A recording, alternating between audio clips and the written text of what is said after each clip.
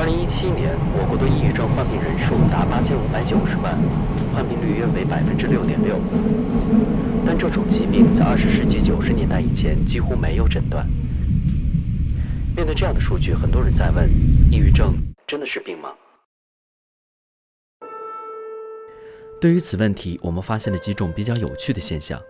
随着抑郁症越来越多地出现在大众媒体中，关于抑郁症患者的特殊行为模式、抑郁天才的论断，甚至相关犯罪案件引起了人们的广泛关注。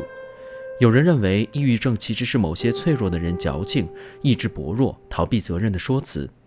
还有些人将抑郁症看作一种特殊化的标签，以显示自己的与众不同，或博得他人的关注与同情。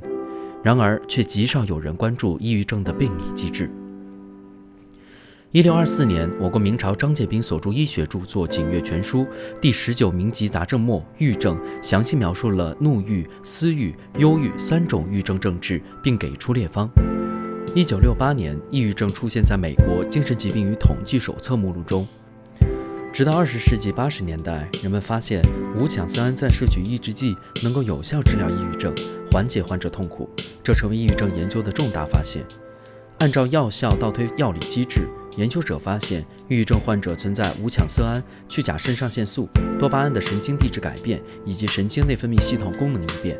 简单来说，抑郁症的发病机制为神经递质减少，导致神经元间信息传递失灵，快乐感消失。而遗传因素、心理社会因素都会导致神经递质及激素合成相关基因表达出现障碍。所以，抑郁症当然是疾病。根据临床经验，药物治疗是最有效的治疗手段，辅以心理疏导、自我调节，抑郁症患者的治愈率很高。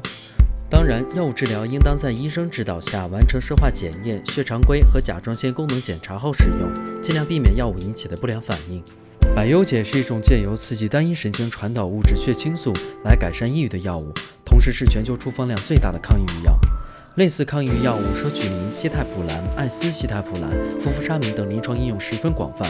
其中舍曲林和艾司西泰普兰等多种抗抑郁药物都已纳入2019国家医保范围，且都属于处方药，需在医生处方指导下使用。因此，抑郁症患者或怀疑自己有抑郁风险的人，应该尽早去医院诊断治疗。而仅出现抑郁症的症状，仍不能说明你患有抑郁症。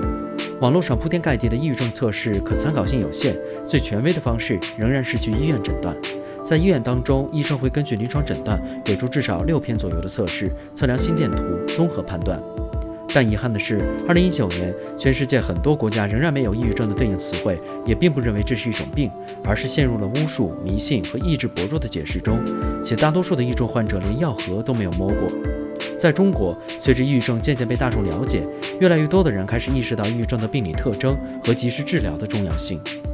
抑郁症并不是什么天才的象征，更不是人格缺陷，而是类似于感冒、发烧一样的疾病，它是不良的心理、生理状态共同导致的结果，需要患者积极治疗和自我调节。抑郁症在媒体和公众报道中附加了不属于其本身的多余含义，我们相信在未来，人们会更加清晰、客观地看待抑郁症。感谢您观看本期节目。What on Earth 一探究竟是人文科普自媒体，我们关注人类社会值得探讨的有价值的话题。如果您喜欢我们的节目，请3连支持并推荐给您的朋友，共同开启更多可能性。